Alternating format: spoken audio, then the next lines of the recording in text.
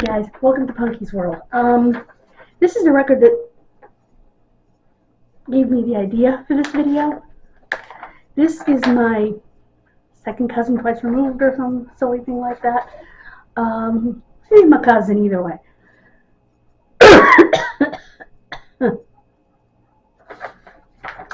She,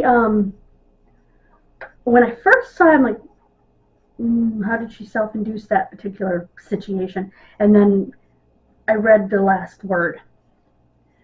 She died of a pulmonary embolism, which people do die from. And then it's self-induced. I'm going, how do you self-induce a pulmonary embolism? Then I read the following word: abortion. I just looked at it and I went, oh my God. I mean, just immediately.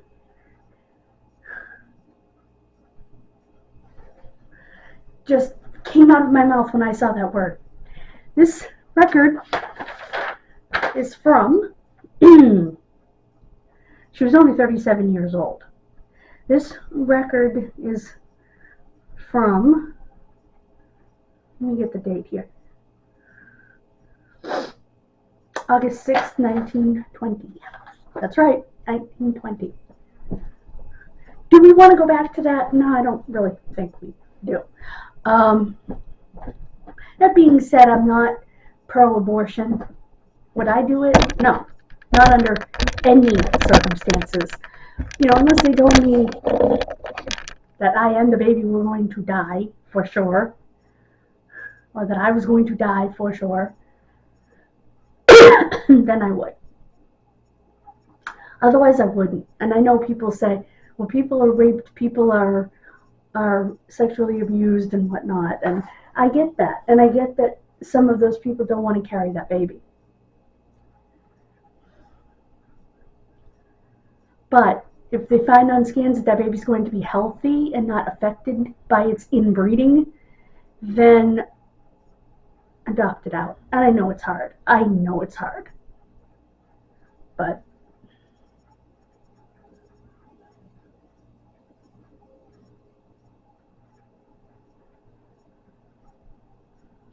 so, I just think that that's what they should do. My opinion. I don't believe in abortion at all. But I don't think just because I don't personally believe in it that it should be illegal. Anyway, this video is about the weird things that you learn through genealogy, and that's one of them. I also have a family member well, in a different line, but that same family, in the Dyer line, who was a doctor, who performed an abortion, and the woman actually sued him because him and her husband held her down and forced her. And how is that not assault? Just saying. And I have the whole case law on that. It was fascinating. I learned that I have a great uncle, or great uncle, who, along with my great grandfather, served in the Civil War. It was his brother. And I believe another brother also served.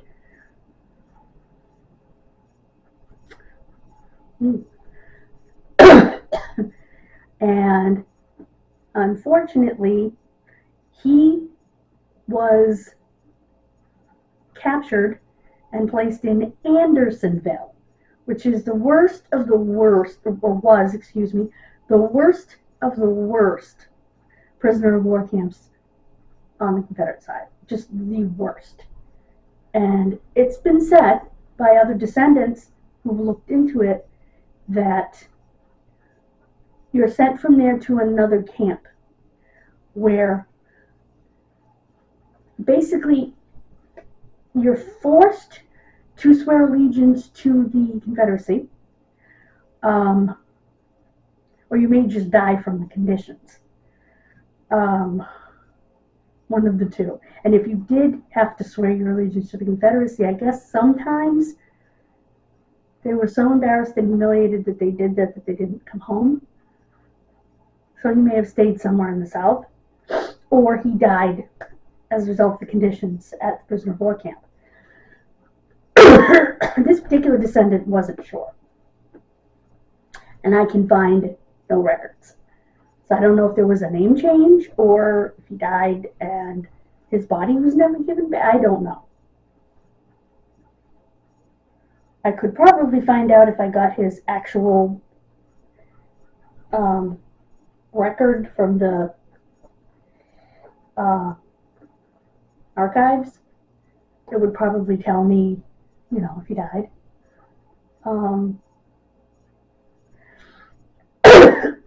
Because they do have great Civil War records.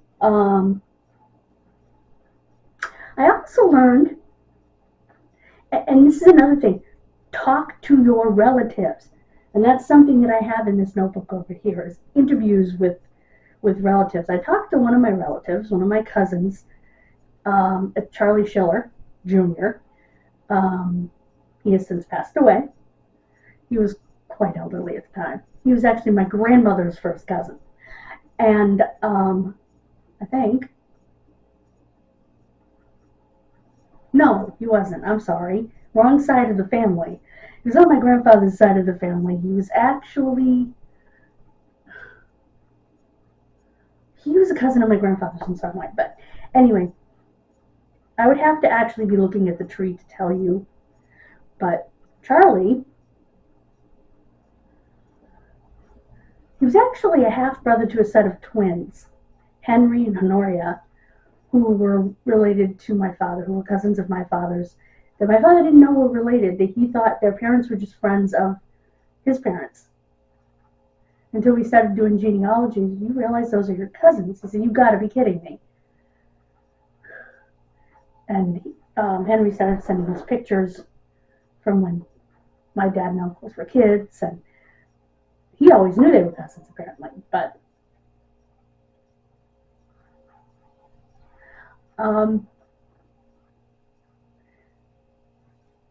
most of the old Irishmen didn't talk, so Dad didn't have a clue. And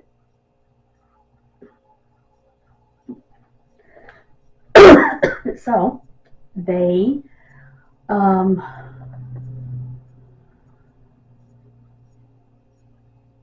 what do you call it? Knew each other. They grew up around each other, but they had no idea that they were related. Well, I guess, like I said, Henry and Honoria did, but the boys didn't. So, anyway, their half-brother, who is also related, because he's born to the same mother, but also because, when it's the mother that's related to us, also because his father's first wife was my grandfather's cousin. Yeah. Anyway, a lot of confusion. So basically, he married two people who were in the same family. His father married two people who were in the same family, who were related to each other in a way. Anyway, I believe, if I'm not mistaken, his first wife was his second wife's aunt. Something like that. Anyway, yeah, we had a few of those. And you'll find that too.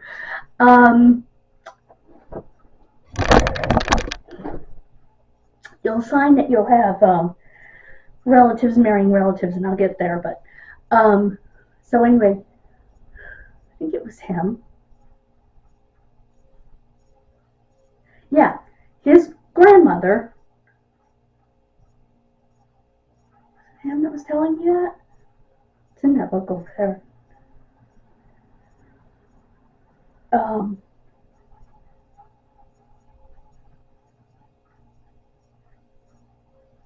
Oh my goodness. I think it was his. Don't quote me. Was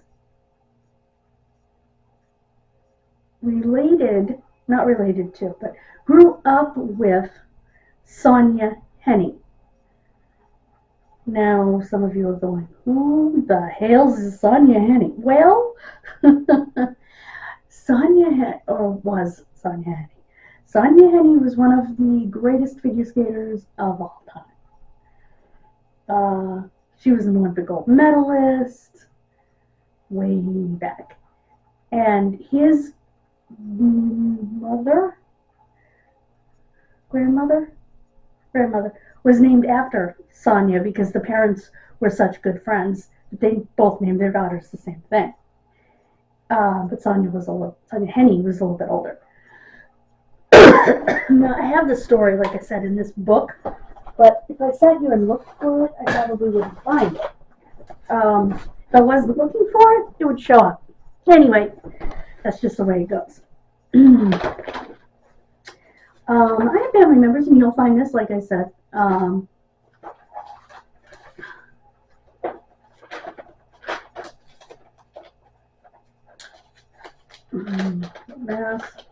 You will find where family married into family, and it is a mess. I have one situation where okay, let's try to do this as easily as I possibly can. My great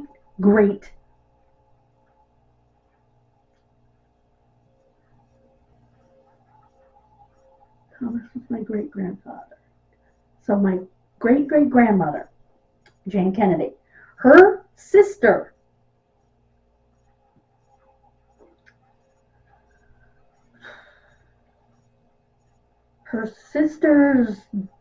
daughter married Jane's nephew or something. It was insane. It was even closer than that, actually. That would not be intermarriage, but this was a crazy intermarriage of, and then you had, not only did they marry, but then two members of their family married each other later on down the line. So the branches on the tree go like this and just intertwine. I mean, my fingers can't even twist the way that tree is intertwined. Then you've got double cousins.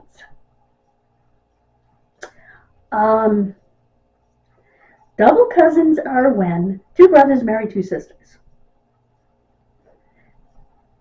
That comes up in DNA because they come up closer cousins than they actually are, because you're related to both sides of the family.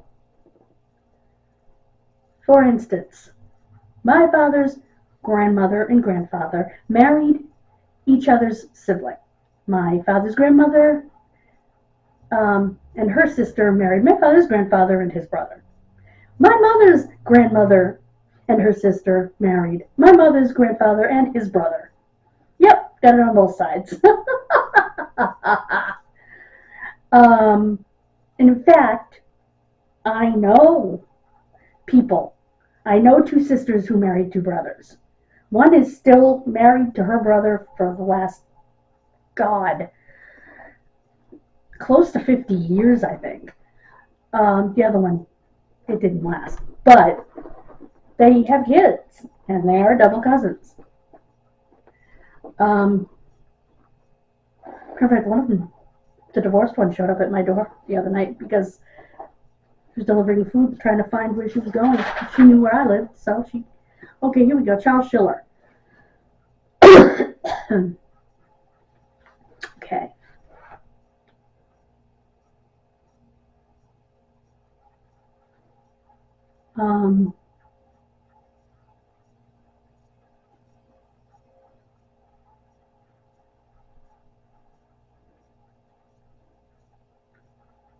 Myrtle was buried in Rose Hill in Rockville with Henry and his mom. Okay, it was not Charles. Oops, 6. Anyway, it was not Charles Schiller. It was another family member in a similar line. But anyway, So yeah, you're gonna find things like that. Don't let it offend you. You might find that your family had slaves. It's a part of history. I know that a line of my family who lived in Georgia, who were pretty well off, who later immigrated to Connecticut, and one of them became a bank president and owned the biggest house you've ever seen. That I have pictures of the outside of this house, and it's insane. His wife was a nurse. You know, they must have been prominent socialites in the area at the time, and it's probably be in the 40s and 40s and 50s, and his family before that was well-to-do. They lived in Georgia. So they're really married into my family, but it's still my family. I'm still related to them through his children, and they had slaves. And you know what? All these celebrities who want to hide the fact or are ashamed of the fact that their relative had slaves. Well, you know what? It's part of history. Do I like the idea that my relatives had slaves? Of course not. But it's a part of history, and I'm not going to deny history. How are we doing on time here, guys? Sorry.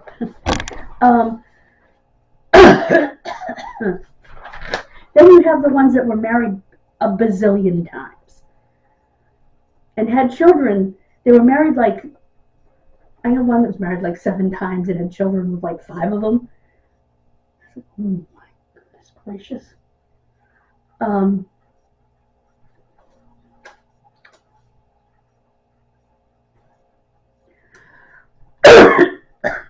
Or when you're researching one family and you notice this guy married somebody with this last name in the same area, and you notice that this guy married somebody with a last name that's familiar to you in the same town as the other person that's familiar to you, and you go back through your tree and you go, okay, so he married this other relative's wife's sister, you know? And again, the tree tangles and weaves its way through, you know. A tree is never going to have straight, beautiful branches like you see when they draw out a family tree and they put all these beautiful branches with these little marks, little spaces to put names. No. They're going to be entangled and entwined. And I remember my oncologist telling me, because we were working on genealogy on the laptop while I was having chemo, he said, my father started doing that, then he started finding drunks and he stopped. Oh, you're going to find a few of those. Back then, not so much drug addicts. You're going to find drunks. And not only did I find drunks, I found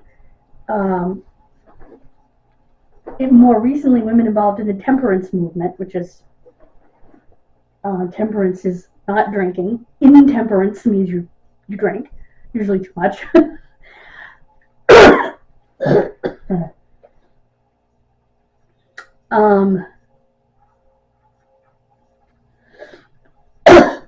fact, I have a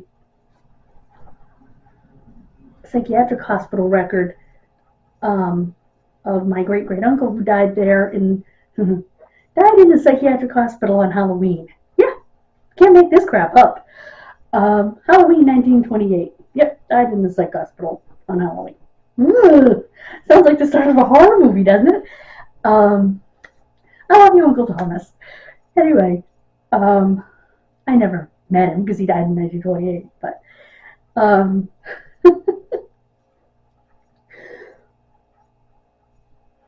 excuse me. But I love him from what I've read.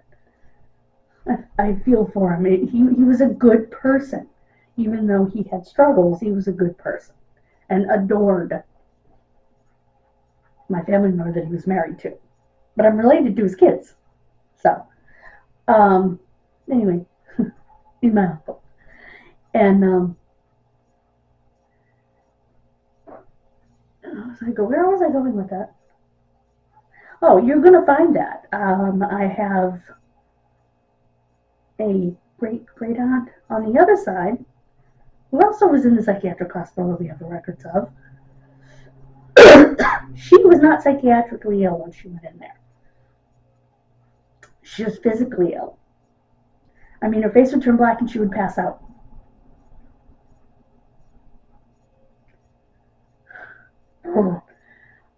Thomas had some struggles, but I don't know that his struggles were as bad as they thought they were. But that's where I was going with that. One of the things that it said on the intake was that his father was, quote, intemperate, meaning his father was drunk. He was violent and intemperate, meaning he was a violent drunk. So you're going to find those things. Like I said, you're not going to find a drug addict because that just wasn't a thing back then. First of all, they didn't have as many drugs back then. I mean, people have always smoked pot in the history of the world. You just won't find it back then because I'm going to assume people grew it themselves and did it privately. So people didn't really know about it, or if they did, they didn't talk about it. Other drugs, yes, in the 20s there were opium dens where people would smoke opium, which is basically, well, opium is what comes from the poppy seed that they use to make, God forbid, heroin, and they also use it to make opioids. That's where the word opioids comes from, opium. Other opioids. Some of them are synthetic. They're not made from poppy anymore. But a lot of them still are. But the base is opium, what you get from the poppy seed. And most of the poppy seeds that are used in the United States to make pain medications actually come from Afghanistan. The poppy fields in Afghanistan. So that's one of the reasons that we fight with Afghanistan, access to the poppy fields for pain medication. We can't not have a relationship with Afghanistan because that's where our poppy seeds come from. Just a little trivia for you. So even though we may despise what the Taliban believes in, we don't have a choice. I mean, could we grow poppies here? Probably. And they probably do grow some here, but most of ours, if you read up, most of our poppy seeds for our pain medications, the ones that aren't synthesized, come from Afghanistan. That's just the way it goes. And, you know, they talk about drugs coming in from South America. Like, well, pot does not come in from South America. I'm sorry. That's a bunch of baloney. Most of the people I know that smoke pot in this country grow it themselves. In this country. Or now, in most states, including the Commonwealth of Massachusetts, get it at a dispensary perfectly legally. So it's a whatever thing, as my father used to say. That was one of his Williisms. It's a whatever thing. Too relevant at this point. What was I going to say? Let's see. And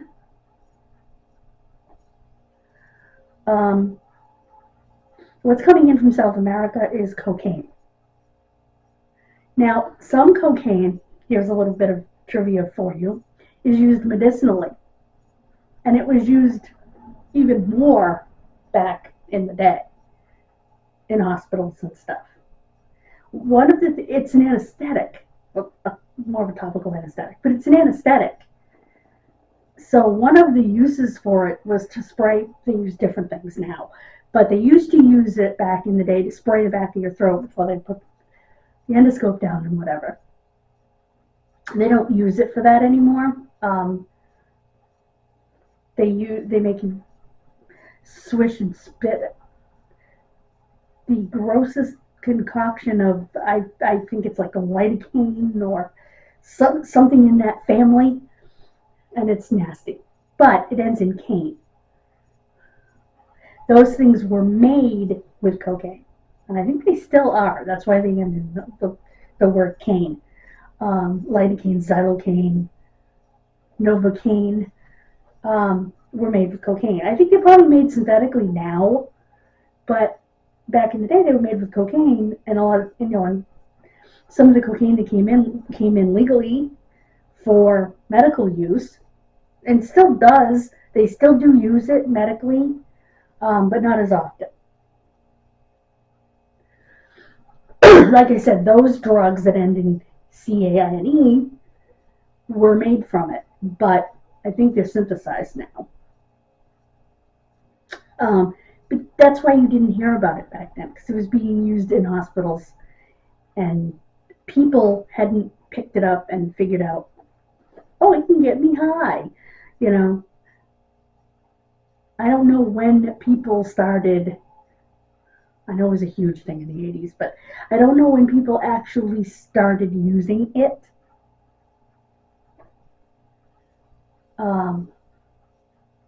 As a recreational drug. And it's actually on the list of non-medical use drugs, which is weird because they do use it, but it's on that list. And so is pot. And pot definitely has medical uses. It is the best thing for bringing down intraocular pressure in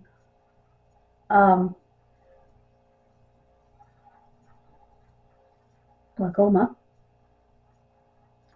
CBD is amazing for pain. CBD is amazing for anxiety. I guess THC can help anxiety a little bit too, but the CBD in it is where more of the medical benefits come from, and there are other cannabinoids in it that they're still studying the medical benefits of. It's an amazing anti-nausea to help cancer patients, AIDS patients, so they can actually hold something down.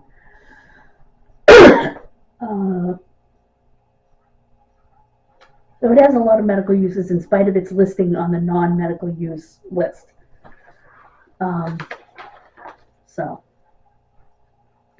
But like I said, back then you wouldn't have heard of that. Another thing you're going to notice is that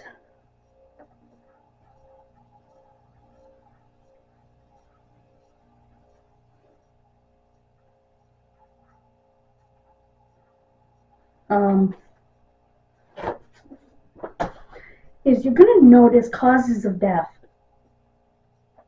that have weird names. Like consumption. Well, consumption is tuberculosis.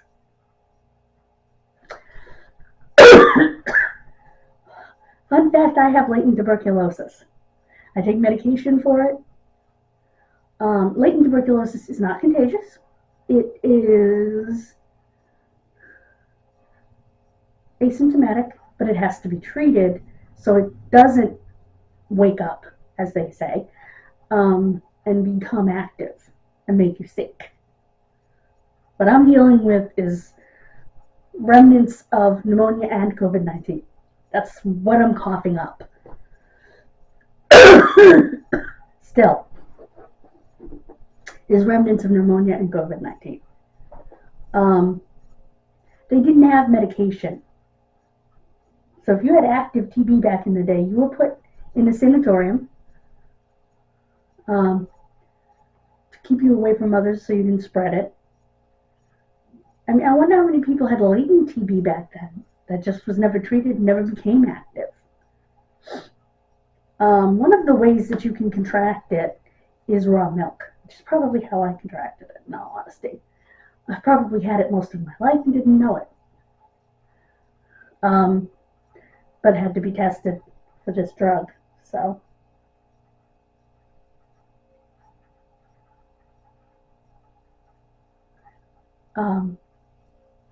if my mother was still alive, I would have encouraged her to be tested as well. Actually, the doctor probably would have encouraged her to be tested, just because we were in the same place, drank the same milk. I'm pretty sure I drank the raw milk on the farm, or at least had it in scrambled eggs or whatever else my grandmother made with it. So, but thank you for joining me. I guess that's the most common way of getting it. More modern times.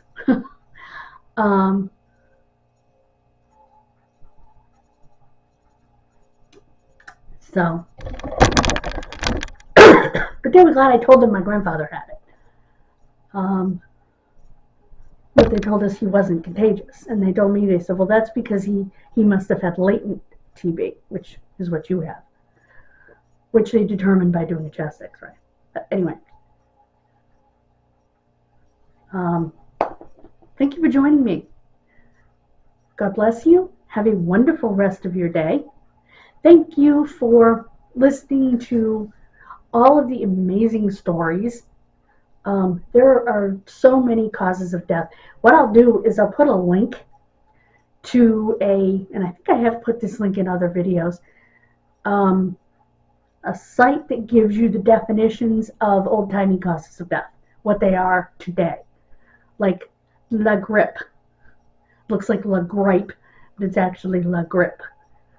It's French for the flu. But anyway, yeah. So I will put that list, well, the link to that list in the description, so that you'll be able to find that as you're doing yours. Please subscribe. We're trying to make 200 on this channel by St. Patty's Day and 200 on the other channel by Memorial Day. Thank you so much. Bye, guys. Mwah.